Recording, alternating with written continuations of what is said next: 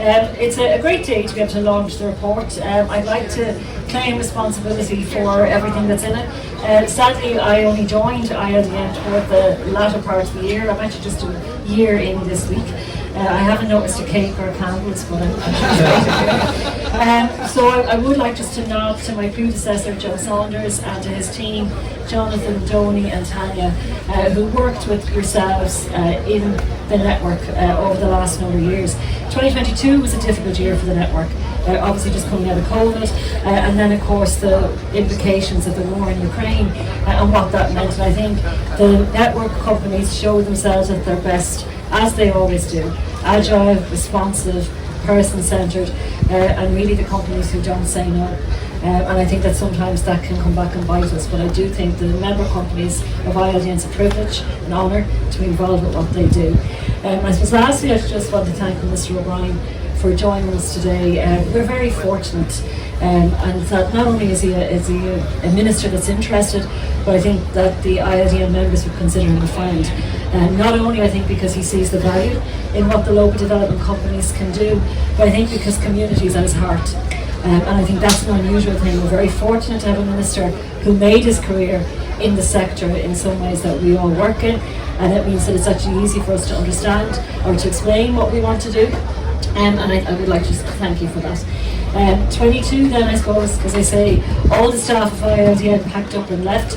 I'm not taking that personally. But we are rebuilding, and 2023 has been a tough year, but you can go back next year and see the report on that. So thanks, Carol. Thank you very much, Carol. I mean, Jim Finn is with us, the chairperson, and Jim, I think this time last year at the Plough, we discussed this, how difficult the time COVID was. And coming back after COVID in terms of re-establishing it. So you are here nevertheless with the annual report in your hand to look back on 2022. Yeah, when I look back on it, I look back on it as a year of great success. This document that I hold in my hand is just one of two documents that demonstrates how good we are as an organisation with regard to corporate governance. And we're being shot at every day with regard to corporate governance, and the Minister knows that, and that is a good thing, because local development companies across the country, we are delivering programmes on behalf of government and on behalf of various government agencies, and we are handling public money, your money out there. We're handling money from Europe as well, and it is vital that we are accountable for all the money that we receive, and that we make certain sure it's when we give a grant or whether we help an individual under the SICAP program, Minister, that money that is given to help that person, and it's not necessarily money, it can be words of encouragement, it can be to help a person get a job, that money is properly spent on behalf of the state. I suppose I should declare a conflict of interest at this stage. I know that. I work for SICAP. Jim just reminded me there. So social inclusion, and those of you who don't know, social inclusion and community activation programme. I'm delighted to be a member of the staff of Roscommon Leader Partnership. For starters, we don't cover floods anymore, and we don't cover storms, which is particularly a personal delight for me. Minister is with us, and I suppose, Minister, what we do know is that there are huge amounts of volunteers involved in the ILDN network and in the various companies. From the ground up, there are nominees there who spend hours and hours every year putting the governance that Jim talks about in place and supervising it.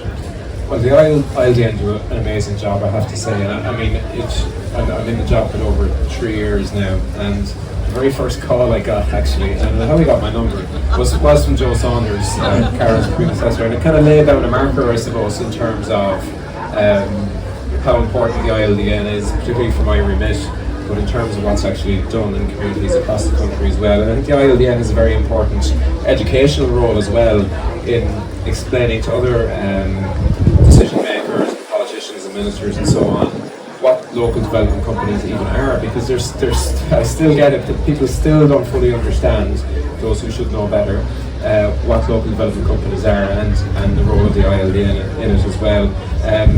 So I do want to pay tribute to Joe who went before Carol as well. An excellent relationship with Joe. Didn't know Carol beforehand, but it's gone brilliantly, and like we've had good engagement since Carol. I'm surprised it's a year. It doesn't feel like a year, and we've had the word robust is usually used when there's issues that aren't satisfactory that we have to engage upon. But we've done so honestly on that as well, and that's always a good sign of a relationship going forward as well. But you're right in terms of volunteerism.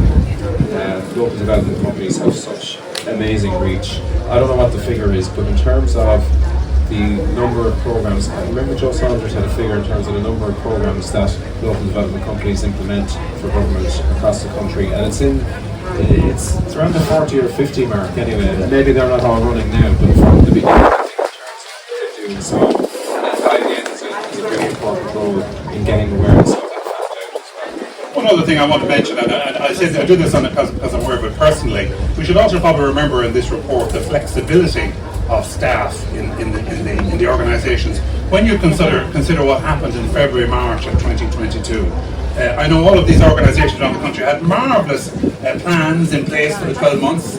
We were focusing on particular areas in the community, and all of a sudden we had conflict in Ukraine.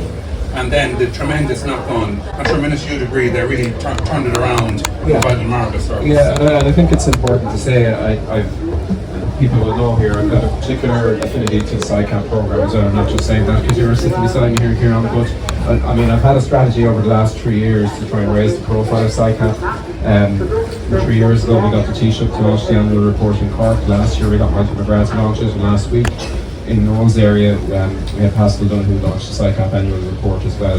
And there's a bit of learning in each phase for each of them doing that as well. But important point to note, and we said it last week, is that SciCamp won an international United Nations Public Service Award for its response to the COVID pandemic, and that's extraordinary. Like, and it's such a pity that there wasn't a bigger deal of it when it happened last year, but there was travel restrictions still.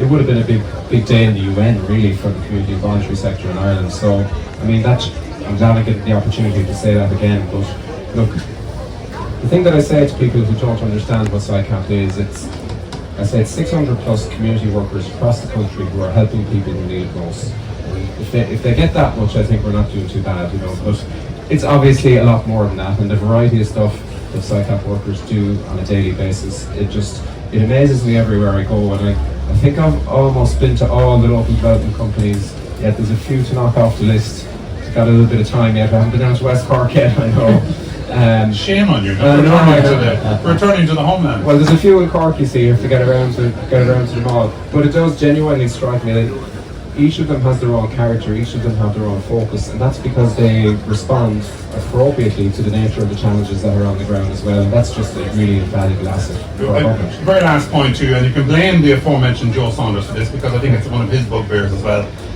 When are we getting rid of SciCamp? The name.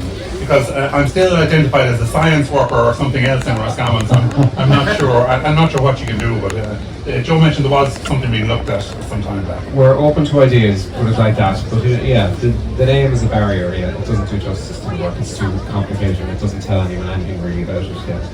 Okay, ladies and gentlemen, we've had an opportunity to discuss the annual report. I think now we're going to have some formal photographs to conclude this part this afternoon. But on your behalf and on my own behalf, I'd like to thank our panel for talking about the annual report, coming up and speaking to us. Our thanks to Jim Finn, Chairperson of ILDN, Carol Bowman, the Chief Executive, and Minister Joe O'Brien.